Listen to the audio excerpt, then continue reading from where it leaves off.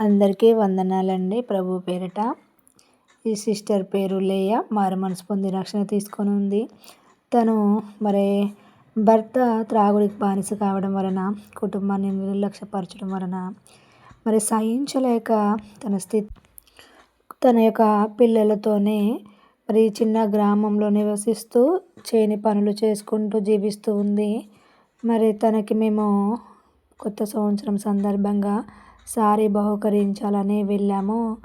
అంతేకాదు మరి ఈ కుమార్తెకు మరి కడుపుల నొప్పితో కొంత అనారోగ్యంతో బాధపడుతుందని చెప్పినప్పుడు తన కోసం ప్రార్థించి మరి ధైర్యపరిచి మరి తన కోసం మీరు కూడా ప్రార్థించండి. ఎందుకంటే తను పని చేసుకుంటేనే కుటుంబం పోషింపబడుతుంది కాబట్టి మరి కొత్తగా రక్షణ తీసుకొని ప్రభు మార్గంలో ఉన్న తనకు మన ప్రార్థన సహకారమే ఎంతైనా అవసరం కాబట్టి తను పూర్తి స్వస్థత పొందుకొని తన పిల్లల కోసము పని చేసుకుంటూ కుటుంబాన్ని నడిపించుకోవాలని మన అనుదిన ప్రార్థనలో జ్ఞాపకం చేసుకుందాము.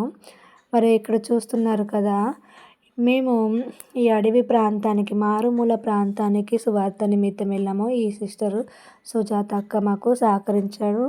అక్కడ ఆ ప్రాంతంలో ఉంటారు. మరి మరొక సిస్టర్ని కూడా తను మరి అలాంటి దీనస్థితి, తన భర్త కూడా చాలా త్రాగడము, తనని మరి ఎంతో వేదనకరమైన పరిస్థితుల్లో గుండా ఉండడం వల్ల మరి తనను చూస్తే అర్థమవుతుంది తను ఎంత దీనస్థితి గుండా ఉందని. మరి ఈ సిస్టర్ని కూడా కలిసి మరి తనకు కూడా సారీ బహుకరించము. అంతేకాదు తను మారుమనసు పొందుకుంది కానీ రక్షణ అనుభవంలోకి లేదు. తన పేరు విజయ. తన రక్షణ అనుభవంలోకి నడిపించులాగా ప్రభు తన కోసం ప్రార్థిద్దాము. అంతే మరి కుటుంబంలో పురుషులు మరి వారి యొక్క బాధ్యతలను సరిగ్గా నిర్వర్తించకుండా, భార్య పిల్లలను సరిగ్గా చూడకుండా త్రాగుడికి వ్యసనాలకు బానిస అవుతే మరి ఆ కుటుంబం చాలా వేదనకరమైన పరిస్థితిగానే ఉంటుంది. మరి కుమార్తె తన తల్లిదండ్రుల దగ్గర ఉంటూ తన పిల్లల్ని చదివించుకుంటూ ఉంది. మరి ఇక్కడ ఉన్న తండ్రి గారు, వారి యొక్క తండ్రి గారు మరి తను కూడా ఆరోగ్యం బాలేక కిడ్నీ ఫెయిల్యూర్తో బాధపడుతున్నారు. డయాలసిస్ మరి ప్రాబ్లం గుండా వెళ్తున్నారు. మరి ఈ కుటుంబం పట్ల దేవుడి యొక్క కనుదృష్టి పడింది. అంటే ఎంత దీనస్థితిలో ఉన్నారు.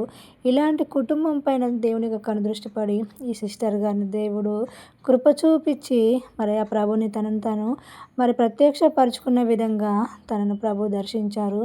మారు మనసు పొంది ఉంది. ఈ కుమార్తె రక్షణలోకి రావాలని మరి కుటుంబంలో ఉన్న మరి ఇంత కష్టమైన పరిస్థితుల గుండా వీళ్ళు విడిపించబడాలని ప్రార్థించండి.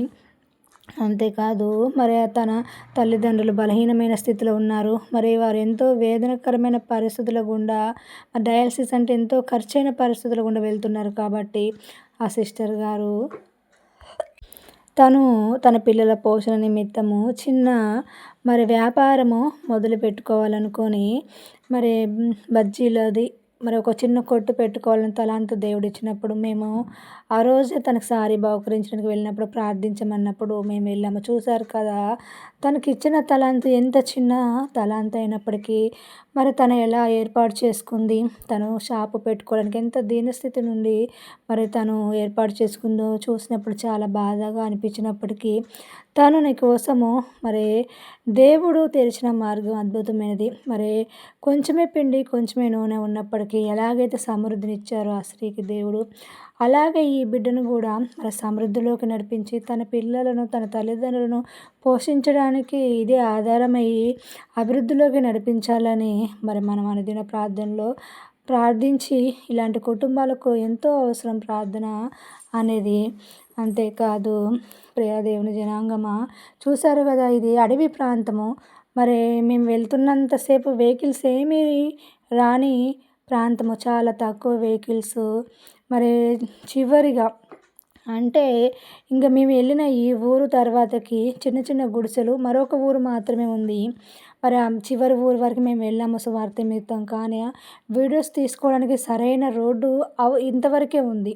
తర్వాతకి గుడిసెలు, ఆ తర్వాత లాస్ట్ ఊరికి రోడ్డు మార్గం లేకపోవడం వలన వీడియో తీసుకోవడానికి మాకు అసలు కుదరలేదు. బండి మీద వెళ్ళినాం కాబట్టి నలుగురికి ఇబ్బందిగా ఉండి తీయలేకపోయాము. అంటే ఆ చివరి చిట్ట చివరి ఊర్ల వరకు వరకు వెళ్ళి సువార్త చేయడం అనేది జరిగింది. ఆ తర్వాతకి అడవి కొండలు కనిపిస్తున్నాయి కదా! ఆ కొండలు మాత్రమే చివరగా మరి చిన్న చిన్న గుట్టలు, కొండలు ఉన్నాయి. మరి లాస్ట్ ఊరికి వరకి మేము వెళ్ళి సువార్త చేసి రావడం జరిగింది. మరి నా హృదయ వాంఛ మరి సర్వలోకమునకు వెళ్ళి సృష్టికి సువార్త ప్రకటించమని ప్రభు వాక్యము. అంటే ఈ భూమి మరి ఉన్నంత వరకిగా, భూమి లేదు అన్నంత వరకి మరి వెళ్ళి సువార్త చేయాలని ఆశ కలిగి ఉన్నాము. మరి మా కోసం ప్రార్థించండి. మా జీవిత కాలంలో ఎంత సాధ్యమైతే అంతగా ఈ సువార్త అనేది మా పరిచర్యలో భాగంగా ఉంటుంది. ఎందుకంటే మరి దీనులకు సువార్తమాన ప్రకటించడం కోసం ప్రభు ఈ లోకానికి వచ్చారు.